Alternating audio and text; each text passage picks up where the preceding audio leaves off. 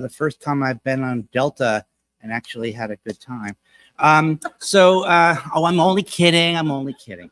So next up, we have Cheryl Cass, and she has lived in the Hudson Valley since 1965. She graduated from Marist College, right down the street here, with a major in biology and a minor in mathematics, and then completed a master's of science in computer science. And she worked for 30 years at IBM here in the Valley, retired as a business area manager. And I myself am an IBM brat, so there you are. Will Cass hangs out with her. He plays the role of her husband, and he moved to the Hudson Valley in 1978. He was a financial planner for Ameriprise Financial for 29 years and has also retired. Will and Cheryl love traveling and exploring the world together, and they describe themselves as two fun-loving, unconventional adventurers. Okay, so I don't know quite what that means, but that's great. And we'll celebrate their 30th anniversary on June 3rd, coming right up around the corner. Very nice, very good. Today they will be speaking about their very first book, and they actually wrote one, World War II Letters Home, August 1942 to October 1945. Love, Jimmy. So without further ado, Mr. and Mrs. Cass. And for those of you who have attended the USO shows here, thank you, Sheppy. So first off, with a little bit of an outline, I'll introduce a little bit. Cheryl's going to read her introduction. I'll talk about Jimmy's story, and then Cheryl will finish with the epilogue. First thing I'd like to do, though, is to thank Cliff and Katie and the entire Wallace Center staff for putting on the author talks. To us, it's just an unbelievably great opportunity. It's also our challenge to actually present well. You'll be the judge of that. So without further ado, Cheryl will talk about or read her introduction.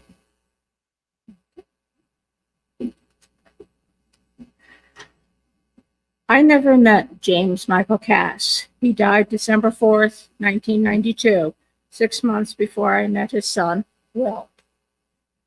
Over the years, I'd heard family stories about his father. He was the son of a Methodist minister and grew up in the Adirondacks of New York. He enlisted in the Navy on July 29, 1942, and after basic training, was sent to Pearl Harbor, where he served until November of 1945. From his early days of basic training, Jimmy started writing home of his experiences, observations, successes, and frustrations of serving in the territory of Hawaii during World War II. After the war, Jimmy organized the letters, all tied up with string, into neat little bundles by day, within a month, and then by year. They were then stowed away. After Jimmy's death, the letters were moved to their daughter's house, and finally in July of 2013, the box of letters was moved to their son's, Will's house, where the box was opened, and the letters were untied and were read again.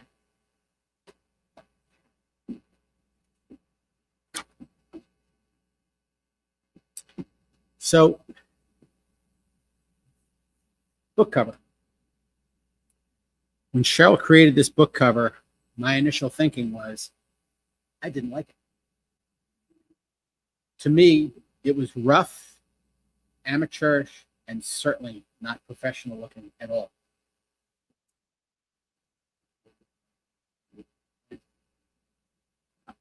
Should I start over? Okay. But as I read and reread the letters, I realized the cover fits the stories inside. The cover is a lot like Jimmy, the U.S. Navy, and everyone else involved in ramping up a global war machine. At times, it was rough, unprofessional, even amateurish. But they got the job done, and I fell in love with the cover because it tells a part of that story, and it gets the job done. Sorry, I'm not accustomed to these. Jimmy's story. In 1941, as storm clouds of war loomed on the horizon, my grandfather, James Michael Cass, turned 74 years old. His son, James Michael Cass Jr., my father, Jimmy, turned 26 years old just 18 days before war broke out in the attack on Pearl Harbor. And Jimmy was already the primary provider for his parents. As Cheryl wrote in her introduction, on July 29th, 1942, Jimmy enlisted in the U.S. Navy. 3 days later, on August 1, 1942, Jimmy wrote his first letter home while en route to Navy boot camp at Great Lakes, Illinois. And over the next 39 months, Jimmy wrote some 151 letters home to his parents and sisters. These letters tell Jimmy's story and undercurrents of other stories. I will focus on the stories of love and adventure, the love Jimmy had for his family. This is James Michael Cass, born in 1867. This is my grandmother, Julia Manette Cass, my Aunt Beth at age 8, my Aunt Peggy at age 4, and Jimmy at age 2. With all that he wrote home about, Jimmy rarely even mentioned the war or the wounded patients. In 1944, they treated over 44,000 patients at the hospital. And I believe he didn't mention the patients or the war, in part to shield his family from thinking about what might happen to their son, especially if he is assigned to the Marines or to a ship fighting their way across the Pacific. And he diverted their attention from war to everyday life that happens. In his second letter home on August 2nd, 1942, Jimmy wrote, "Dear Mother, we got to the training station here about 11 o'clock Friday morning. We no sooner got here and into the receiving building when they sent us to the mess hall for lunch. After that, we had our physical exam, which I passed without trouble. We issued our complete equipment and assigned barracks. Since then, we've done little but clean barracks, go to chow, stand guard duty in the barracks, and try to learn to sleep in hammocks. The first night, men fell out of their hammocks so fast it sounded like hail on a tin roof. One fellow fell out 6 times before he finally got settled. He'd get in one side and immediately fall out the other. Then he'd get in that side and roll out the other, ending up just where he began." And later in that same letter, Jimmy wrote, "I should have said above that one interesting thing about the men is their amazing heterogeneity. It's the most mixed crowd you could imagine. The food here isn't what one would call dainty, but when you're serving 70,000 men 3 times a day, there are other things to worry about. It's eatable, and after the first day, you eat all they give you." In his third letter home on August 11th, 1942, Jimmy wrote, "This afternoon, they are giving us information about allotments, money for dependents." Jimmy's already the primary caregiver for his parents. "And I'll get what I can from Mother. I don't know when they pay us, but we'll send money home whenever I get any." Looking at how to provide for his parents, Jimmy immediately started sending money home, or at least having money deducted from his monthly salary to be sent home to his mother. Does anyone here want to guess when the allotment actually began sending money home?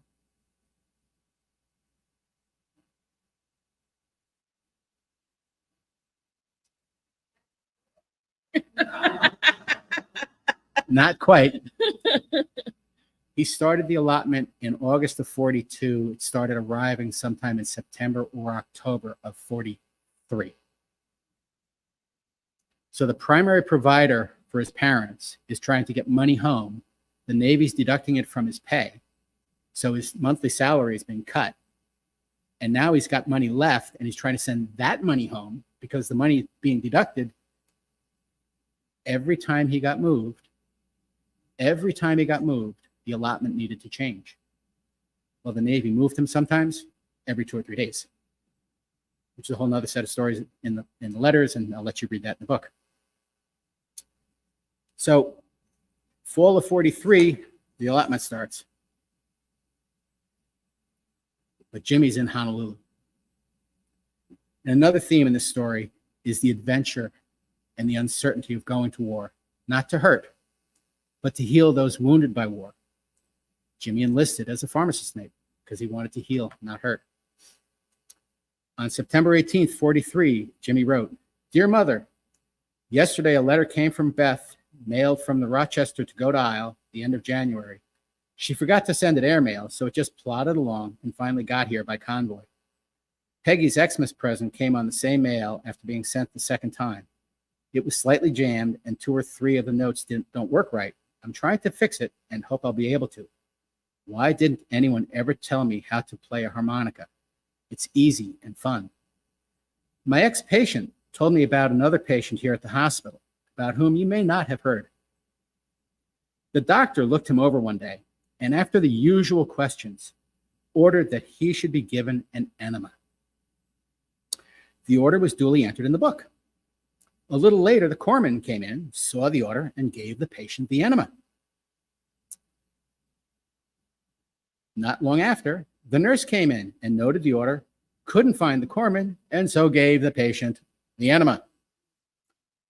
Before long, the head corpsman in charge of the floor came along, saw the order, couldn't find the nurse or the regular corpsman, and repeated the process.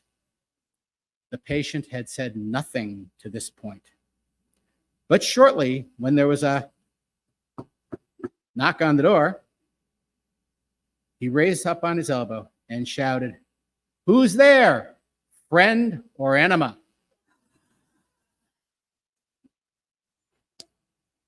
Tomorrow is a happy day, payday. Have you heard anything more from the allotment? They're deducting it from my pay regularly.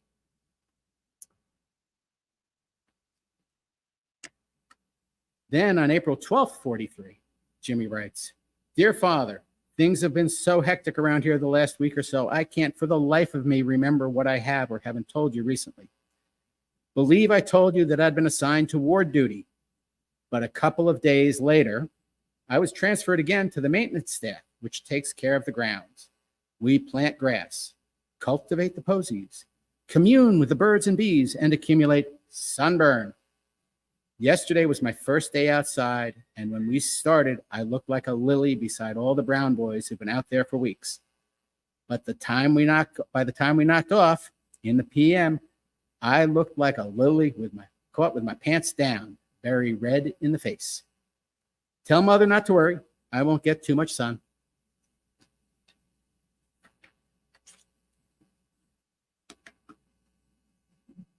In July 18, 1944, Jimmy writes, "Dear Mother, have been transferred for temporary duty with the Air Squadron. Rather than try to tell you about it, I'm enclosing a clipping from a recent paper. This explains what the Army does, and I'll be doing the same thing for the Navy. The details, of course, I can't tell you, but expect to have many things to tell you when I get home. Will continue to get my mail here at the hospital for the time being. Don't know how long I'll have this duty, but hope it lasts indefinitely because, although it's likely to be a little rugged as far as hard work is concerned, it's the best hospital corps duty there is. Also, we get flight pay, 50% of base pay, which raises my monthly paycheck to a little over $200. Happy day. Don't worry, it's about as safe as any duty can be. The air is always clear before we go in. Will write when I can. Love, Jimmy." In various letters throughout the war, Jimmy provides love advice to his older sister, who was being wooed by J and H. I know who wins. He was my uncle. But my father was providing suggestions on what to look for in her prospective husband, and in so doing sheds light on his own thinking about love and eventually finding a life partner wife.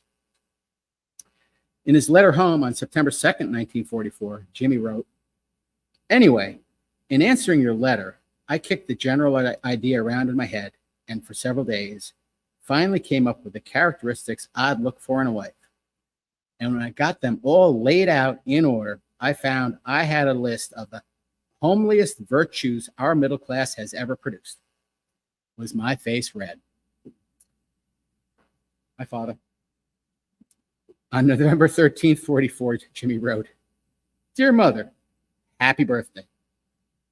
You will note the address and guess that the temporary duty is over. I'm back at the hospital. Things have been hopelessly hectic for 2 weeks or so and promise to be more so for the next month. In any event, the flying's over and I'm earthbound again. It was a nice interlude and would have been better if it had lasted longer."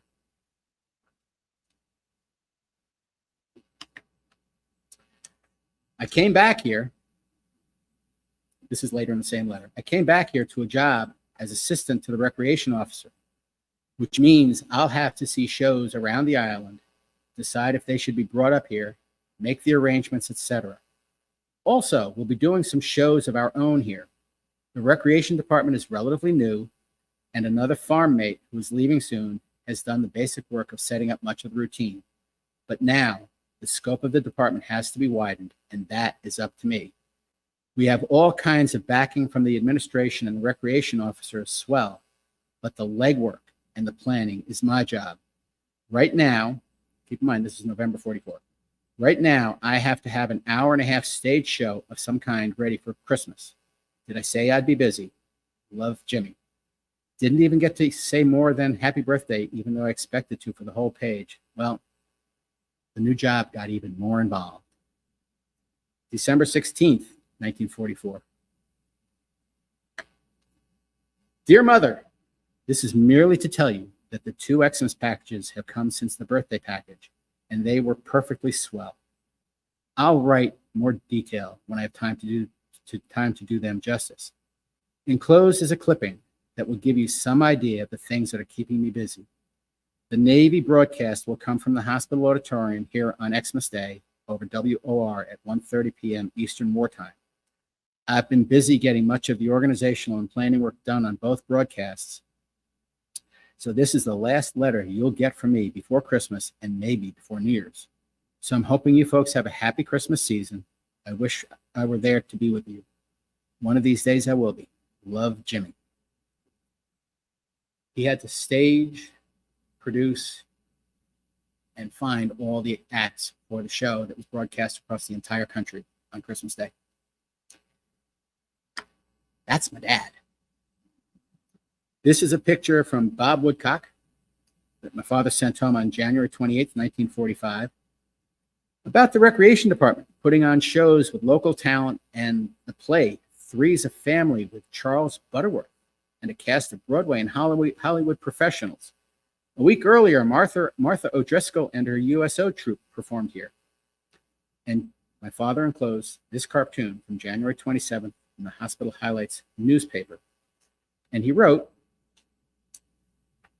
"I'm including a cartoon of yours truly, which appeared in the last issue of Hospital Highlights.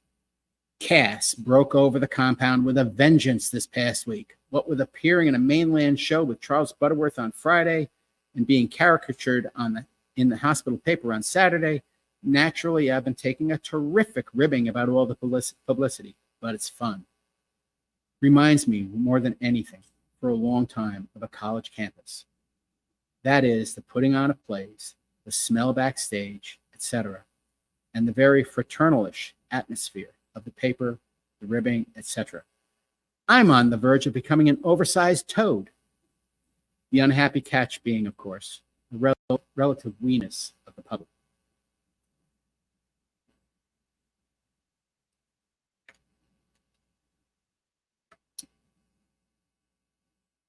Whoops. I have to exit this for a second.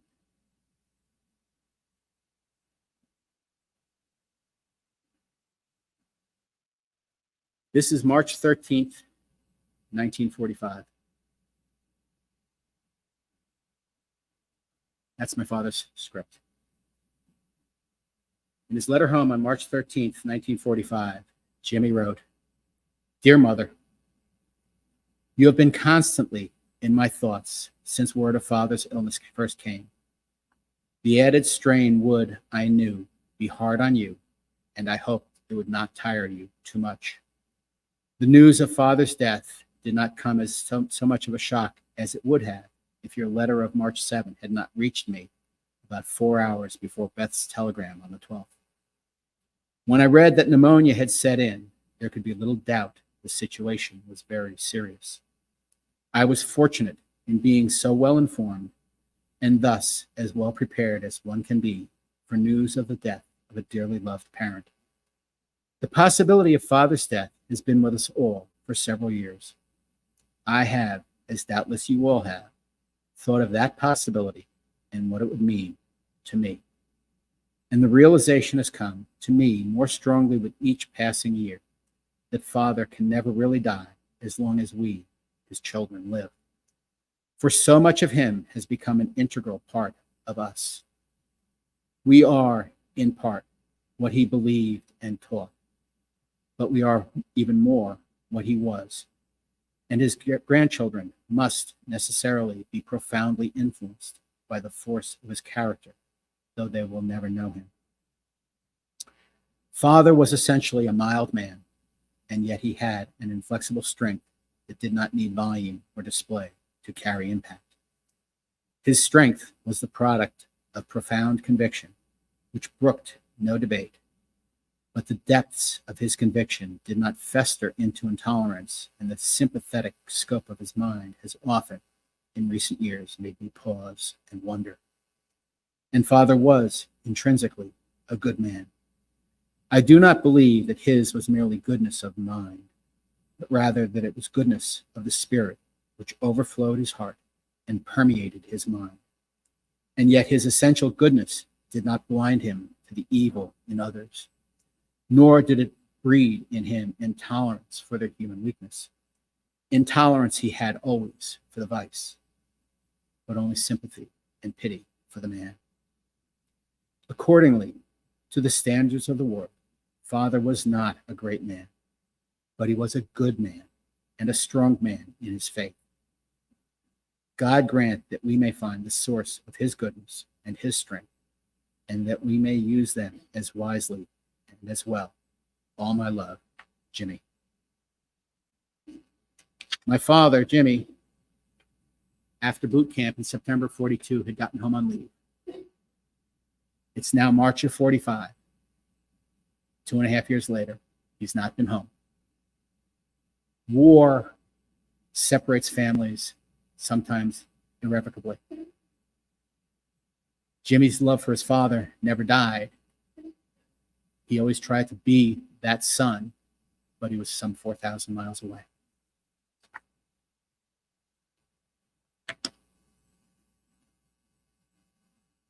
Now we'll go to a cheerier time.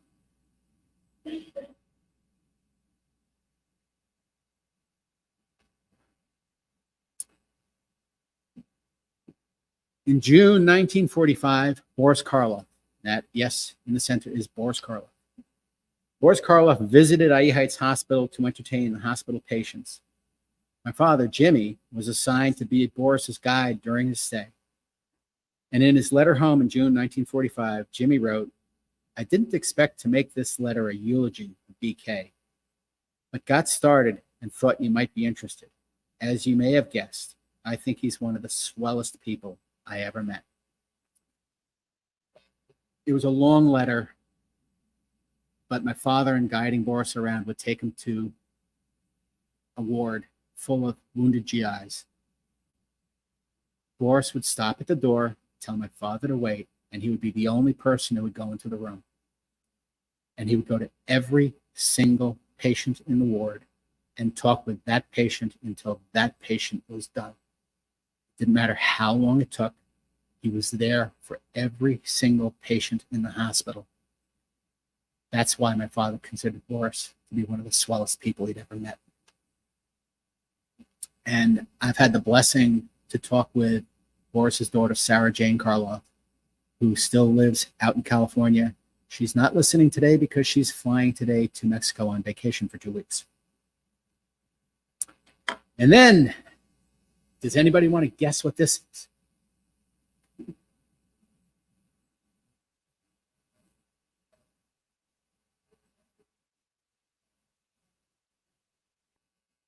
Declan, you are correct. VJ Day, Pearl Harbor. And now the really fun stuff starts for me personally. In his second to last letter home, September 8th, 1945, Jimmy writes, also, VJ Day came the next day with a big dance out in front of the hospital. I've been going with a tall, ash blonde girl who, cut off, lovely, attractive sort of, cut off, has more education, breeding, etc. than most out here, and is engaged to marry a sailor in the States, so we get along well. The ash blonde's nickname was Sparky. I called her Mom. And just so you know, the generations continue. I'm Jimmy's son. My oldest brother, Michael, has a daughter, Megan, who's my grandfather's. Jimmy is her great-grandfather. No, Jimmy's your grandfather. Yeah, got to get the right generation here. And then Megan's brother, Alex, has two sons who are the great-grandchildren. So the family continues down. But Sparky doesn't appear until the very end of the war. She's engaged to somebody else, and less than 9 months later, something else happens. Cheryl will now read her epilogue.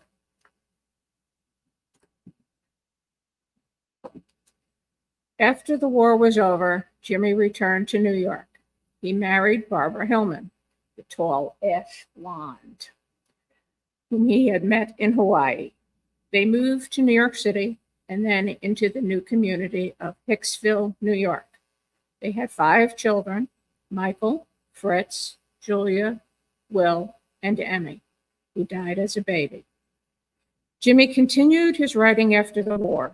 He was the education editor for the Saturday Review magazine from 1960 until 1970. He was also the founder and co-author of the Competitive Guide to American Colleges. In retirement, Jimmy and Barbara moved to New Paltz, New York. Barbara, the Ash Brown, passed away on February 7th, 1987. Jimmy passed away on December 4th, 1992, 6 months before I met their son, Will. And we'd like to again thank Cliff and Katie and the entire Wallace Center for putting on this author talk. We'd love to take some questions.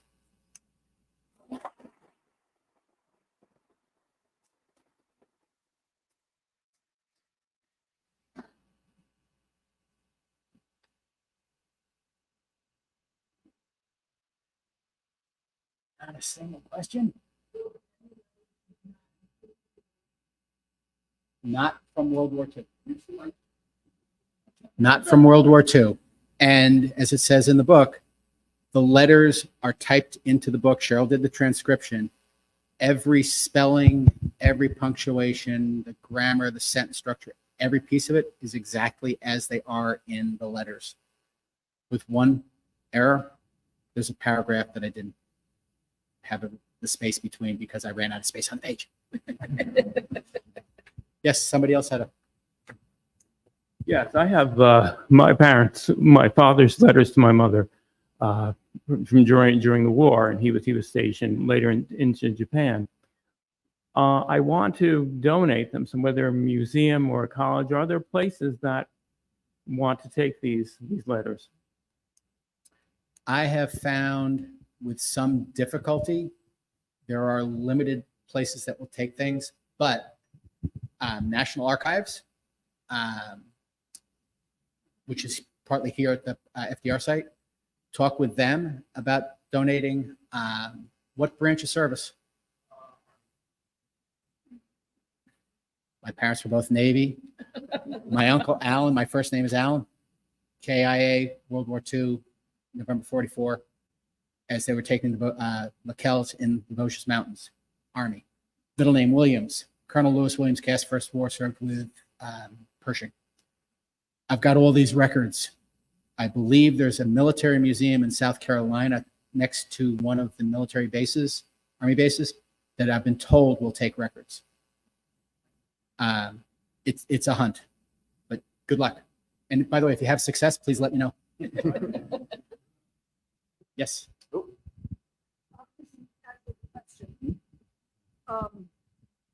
But if the letters are from the war in the Pacific, there's a wonderful World War II museum, World War II in the Pacific, and I think it's in Fredericksburg, Texas, that has enormous archives of things like letters and ephemeral work. It's interesting. I'd found that museum, but based on what I see of it, it doesn't look like it's very large. It's one of the admirals from World War II. Right, yeah. But thank you. I will Nimitz, pursue I think that. it's Nimitz, I believe. Sounds like that. Yes. Yeah. That sounds correct. But it's a wonderful museum. It's enormous, actually.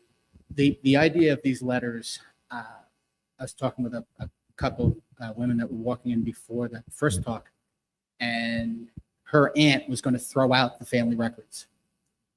For any of you that have your family records, don't just let somebody throw them in the trash. They're treasures to be stored, to preferably digitized at some point, but just don't let them get thrown out. I took care of my father the last 2.5 years, 2 years, 8 months of his life. These letters were in the house. I didn't know they were there. I just wish I'd had knowledge that they were there, because the conversations we could have had about the adventures. He was dating a girl. I've got 40 letters from her to my father. I haven't read them.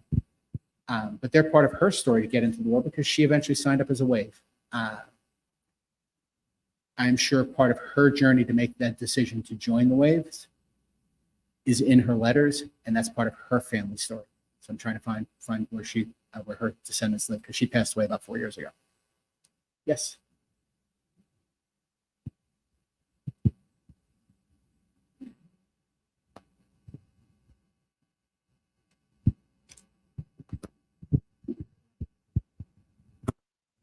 Oh, thank you. I'm just curious, was there a lot of redaction in any of the letters that you received, or were they just pretty much, as written?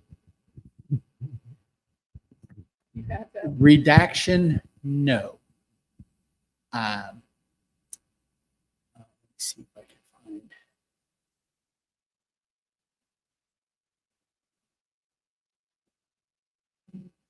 See these.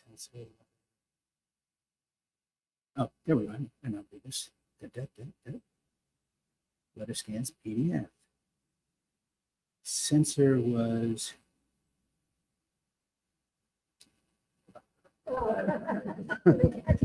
Dear Father, love Jimmy. They censored, and you learned pretty quickly what you couldn't talk about, which was pretty much anything about where you were, what was happening. My father talked about the air squadron. He wasn't allowed to write about flying into Saipan and Guam and other places to bring wounded GIs back out to the hospital. Ernie Pyle left Europe, went to the Pacific, out of Pearl, flew the same planes, the same routes, but he's Ernie Pyle, and it's later in the war, and Ernie Pyle wrote a series of articles about flying out to the islands. Unfortunately, at one of the islands, then Ernie Pyle was shot. But yes, censorship was a very real animal, as you can tell. It's a really small letter. It was very light. Airmail didn't cost them very much that time. Conservatively, they were so clean with cuts too. Well, the letter with my father mentioning the ash blonde, they just clipped the corner off, which to me made no sense. He's writing about a woman, and apparently they clipped the corner off. There's stories about censorship in some of the letters that is a whole nother part of it that you can read about in the book. All right, folks, how about a round of applause for our speakers?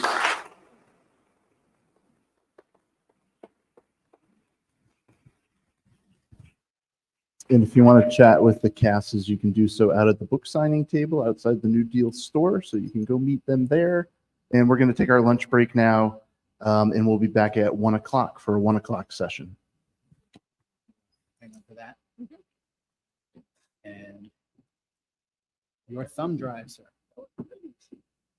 Great job. Thank you. And this is your HTML.